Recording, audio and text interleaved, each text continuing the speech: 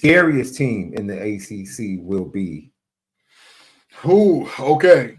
So the scariest team in terms of teams that people aren't necessarily thinking about in that way that could be absolutely terrifying.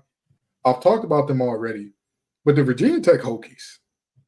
One of their biggest problems was not the total amount of yards allowed per game, but it was yards per rush. Teams could not throw the ball against them last year because their defensive backs are special. Dorian Strong may be the best athlete out of any defensive back in the nation in terms of like pure, hey, how am I testing out athlete? And he plays the game so well. And another thing, I don't even know if Virginia Tech recruits defensive backs. I think they just recruit all receivers and tell them, hey, go play corner. Defensive back.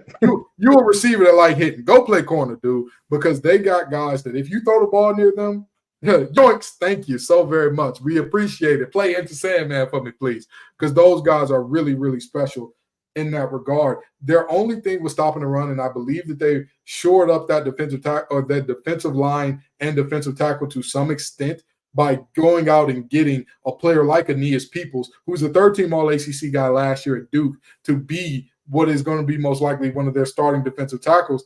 He can do it all in terms of getting upfield a lot and being good against the run as well. I get it. He wasn't the main guy because Dwayne Carter was the kind of the show there in terms of defensive tackle, but I wouldn't be surprised if they find a way to stop the run at a consistent clip and they get to get into those third and long packages where they get to bring in their speed package and all that. They get to run those exotic coverages. They get quarterbacks all discombobulated and confused.